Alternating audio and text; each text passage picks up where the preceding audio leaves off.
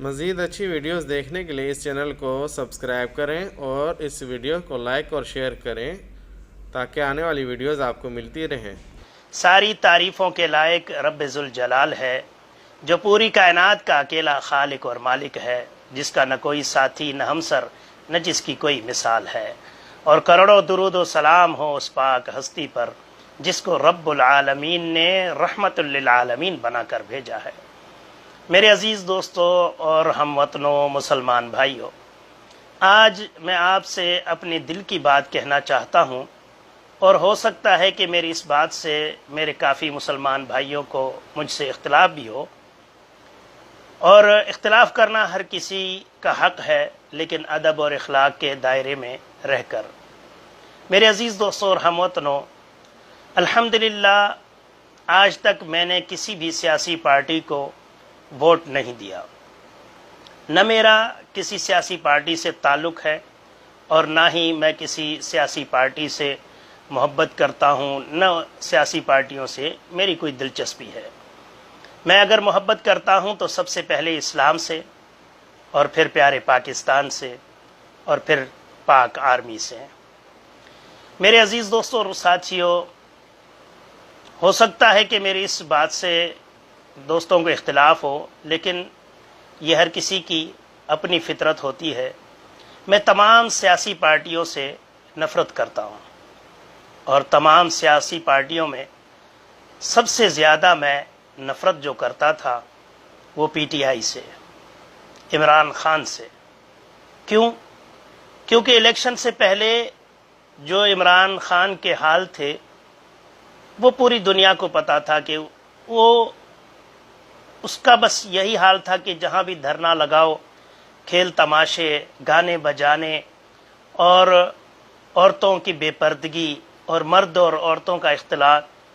اس وجہ سے مجھے عمران خان سے بے انتہا نفرت تھی، اور خاص کر جب اس نے الیکشن کے موقع پر اللہ کے ایک بندے کی قبر پر جا کر سجدہ کیا، تو اس وقت تو میں بے انتہا اس سے نفرت کرنے لگا کہ اس نے اللہ کو چھوڑ کر اللہ کے بندوں کے در پر جا کے سجدہ کیا۔ اور پھر میں نے اپنے آئی ڈی پر اس کی مخالفت بھی کی، بے انتہا مخالفت کی، لیکن اللہ کی قدرت، الیکشن میں عمران خان جیت گیا اور وہ ہمارا حکمران بن گیا۔ حکمران بننے کے بعد ہمارے امیر محترم جناب عبداللہ ناصر رحمانی حفظہ اللہ تعالیٰ نے بیان دیا کہ عمران خان جیسا بھی ہے، لیکن اللہ تعالیٰ نے اسے ہمارا حکمران بنایا ہے، اور پیارے پیغمبر علیہ الصلاۃ والسلام کا فرمان ہے کہ اپنے حکمرانوں کی مخالفت نہ کرو جب تک وہ کھلم کھلا کفر نہ کرے۔ تو اس لیے آج کے بعد ہمیں عمران خان کی مخالفت نہیں کرنی چاہیے، بلکہ ان کے لیے دعا کرنی چاہیے۔ امیر محترم کے بیان کے بعد میں نے عمران خان کی مخالفت کرنا چھوڑ دیا۔ کیوں؟ اس لیے کہ سب سے پہلے امیر محترم نے تو پیارے پیغمبر علیہ الصلاۃ والسلام کا فرمان سنایا تھا، اور ہر مسلمان پر فرض ہے کہ جب پیارے پیغمبر علیہ الصلاۃ والسلام کا فرمان سنے تو اپنے تمام تر خواہشاتوں کو، فیصلوں کو، اور اپنی رائے کو ٹھوکر مار دے، اور پیارے پیغمبر علیہ الصلاۃ والسلام کے فرمان کی فرما برداری کرے۔ اور دوسری بات یہ کہ امیر محترم کا حکم تھا، اور پیارے پیغمبر علیہ الصلاۃ والسلام نے ہمیں امیر کی فرما برداری کرنے کا حکم دیا، اور فرمایا کہ جس نے امیر کی فرما برداری کی اس نے میری فرما برداری کی، اور جس نے میری فرما برداری کی اس نے اللہ تعالیٰ کی فرما برداری کی۔ تو میرے عزیز دوستوں اور ساتھیوں، اس دن سے میں نے عمران خان کی مخالفت کرنا تو چھوڑ دیا، لیکن میرے دل میں اس کے لیے محبت نہیں تھی۔ لیکن سبحان اللہ، عمران خان جیسے ہی حکومت میں آتے ہیں اور اپنے پہلے ہی خطاب میں ریاست مدینہ کی بات کرتے ہیں،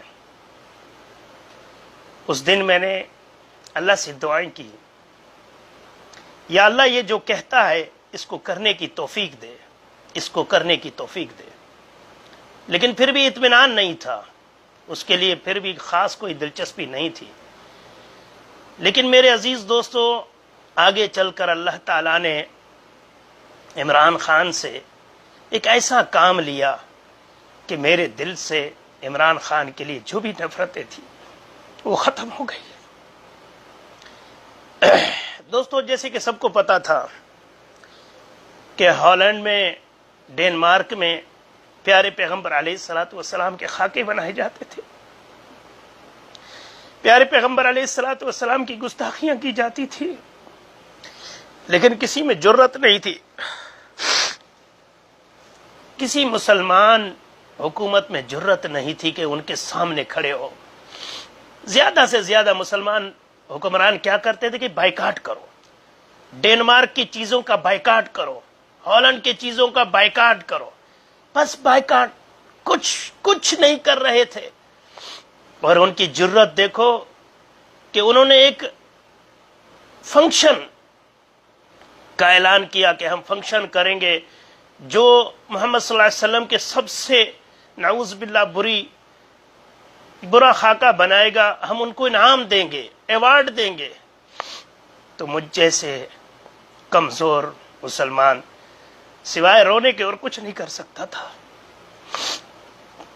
الحمدللہ اللہ تعالیٰ نے اس کام کے لیے عمران خان کو چنا، جس کو ہم برا سمجھتے تھے. اور عقیدے کے حساب سے آج بھی میں ان کے مخالف ہوں. آج بھی ان میں دین اسلام کے حساب سے کافی خامیاں ہیں، کافی برائیاں ہیں، اس میں عمل کی کمزوریاں ہیں. لیکن اس کی وجہ ہے کہ وہ کسی دینی گھرانے سے تعلق نہیں رکھتا ہے. لیکن پھر بھی الحمدللہ وہ جب بھی خطاب کرتا ہے تو ایاک نعبد و ایاک نستعین سے آغاز کرتا ہے.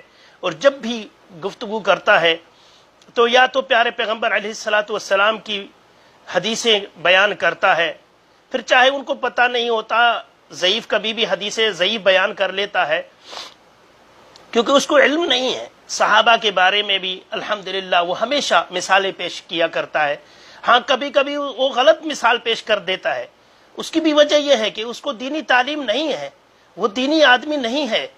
لیکن پھر بھی یہ ایک دلیل ہے کہ اس کو اللہ سے، اللہ کے رسول صلی اللہ علیہ وسلم سے، صحابہ سے محبت ہے. تو میرے عزیز دوستو، حکومت میں آنے کے بعد جو بھی بڑے بڑے لوگ ہوتے ہیں وہ اپنی حکومت کو بچانے کے چکر میں ہوتے ہیں. لیکن عمران خان نے آتے ہی ریاست مدینہ کی بات کی، اور اس فتنوں کے دور میں یہ بات کرنا بھی بڑی بات ہے. اور اس کے بعد کہ پیارے پیغمبر علیہ الصلوۃ والسلام کی عظمت اور شان کے دفاع کے لیے وہ لائیو آتا ہے اور سریعام لوگوں کے، پوری دنیا کے آگے کہتا ہے کہ میں تمام مسلمانوں کو اکٹھا کروں گا اور ان ہالینڈ والوں کو جا کے کہوں گا، ان کے پاس میں جاؤں گا، اس کے سفیر کو میں بلاؤں گا، ان سے کہوں گا کہ ہم مسلمان پیارے پیغمبر علیہ الصلوۃ والسلام کی نافرمانی برداشت نہیں کریں گے. یہ آزادی رائے نہیں ہے، یہ مسلمانوں کی دل آزاری ہوتی ہے، یہ دہشت گردی ہے. اللہ اکبر. اس کے صرف اس ایک بات پر الحمدللہ اللہ تعالیٰ نے ایسی دہشت ڈالی یہود و نصارہ پر کہ انہوں نے جس کام کے لیے اربوں ڈالر خرچ کیے تھے، جو پروگرام انہوں نے کیا تھا، جس کے لیے انہوں نے مشہوریاں کی تھی، پوری اپنی جو کمیونٹی تھی ان کو اکٹھا کیا تھا، سب پر اللہ تعالیٰ نے پانی پھیر دیا اور وہ سارا پروگرام کینسل ہو جاتا ہے. میرے عزیز دوستوں اور ساتھیوں، عمران خان میں لاکھ برائیاں صحیح، لیکن اللہ کی قسم اگر کوئی بھی سچا مومن عمران خان کی ساری برائیوں کو، بلکہ اگر وہ زمین اور آسمان کو گناہوں سے بھر دے، برائیوں سے بھر دے، ان تمام برائیوں کو اگر آپ ترازو کے ایک پلڑے میں رکھو اور دوسرے پلڑے میں صرف عمران خان کی یہ نیکی رکھو کہ اس نے پیارے پیغمبر علیہ الصلوۃ والسلام کے خاکے بنانے والوں کو منہ توڑ جواب دیا اور اس گستاخانہ حرکتوں کو بند کروایا، اس ایک عمل کو اگر ترازو کے دوسرے پلڑے میں رکھو تو اللہ کی قسم میں سمجھتا ہوں کہ وہ پلڑا بھاری ہو جائے گا. اور یہ ایک عمل بھی انشاءاللہ عمران خان کے لیے جنت میں جانے کے لیے کافی ہو جائے گا.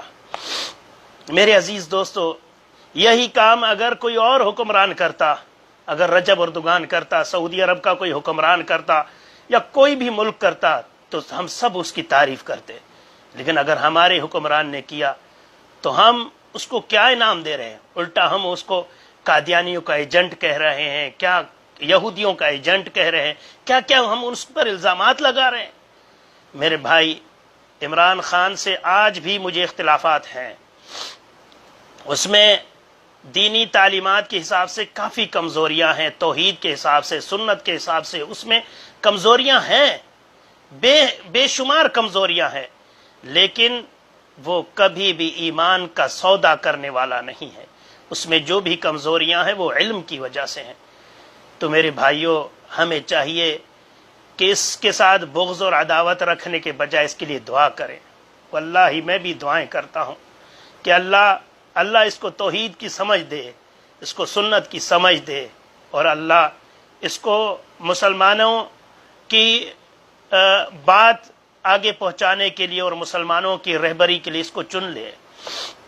پتہ نہیں کب کس کو اللہ چن لے، کب کس کی تقدیر بدل دے، کس کی دل کو بدلتے، وہ تو سب اللہ کے ہاں کوئی مشکل کام نہیں ہے۔ تو میرے عزیز دوستو، آج بھی میرا عمران خان کے ساتھ عقیدے کے حساب سے اختلافات ہیں، اور اس میں میں کوئی ہچکچاہٹ بھی محسوس نہیں کرتا، لیکن پھر بھی میں اپنے اس حکمران کے لیے اللہ سے دعا کرتا ہوں کہ اللہ اس کو ہدایت دے، اللہ اس کو مزید مضبوط کرے، اللہ تعالیٰ اس کو یہود اور نصارہ کے لیے ایک دہشت بنا دے، اور تمام مسلمانوں کو متحد کرنے کے لیے اس کو چنے۔ میرے عزیز دوستو، ہم نے بہت کچھ کھویا ہے، ان اختلافاتوں کی وجہ سے ہم نے اچھے اچھے لیڈر کھوئے ہیں، بھٹو جیسے لیڈر کھوئے ہیں، ہم نے ضیاء الحق جیسے سپہ سالار کھوئے ہیں۔ میرے عزیز دوستو، یہ ساری اختلافات کی وجہ سے، خام خواہ کے اختلافات، اور یہ سیاسی لیڈر ہیں، یہ ہم استعمال کر رہے ہیں۔ اس لیے میرے عزیز دوستو، یہ خام خواہ کی اختلافاتیں چھوڑ کر اللہ سے دعائیں کریں، اور یہ پیغمبر علیہ الصلوۃ والسلام کی سنت ہے۔ نبی کریم صلی اللہ علیہ وسلم جب بھی کسی میں ایسی خامیاں دیکھتے تھے تو ان کے لیے دعائیں کرتے تھے۔ پیارے پیغمبر علیہ الصلوۃ والسلام نے تو ابو جہل کے لیے بھی دعائیں کی، ابو لہب کے لیے بھی دعائیں کی کہ اللہ ان کو ہدایت دے دے۔ تو کیا ہم اپنے حکمران کے لیے دعا نہیں کر سکتے؟ تو تمام دوستوں سے گزارش ہے کہ یہ الزام تراشیاں چھوڑ دو کہ یہ یہودیوں کا ایجنٹ ہے، یہ قادیانیوں کا ایجنٹ ہے، یہ سب جھوٹ ہے۔ عمران خان میں نے ایک بات دیکھی ہے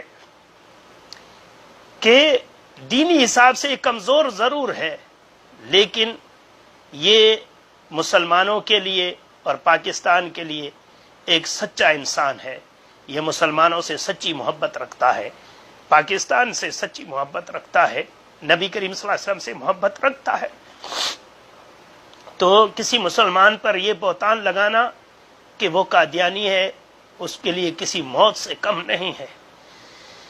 تو یہ فتنہ بند کرو یہ فتنہ کہ ہر کسی پہ یہ الزام لگانا کہ یہ ایجنٹ ہے، یہ قادیانی ہے، یہ قادیانیوں کا حمایت کرنے والا ہے، بند کرو میرے عزیز دوستو۔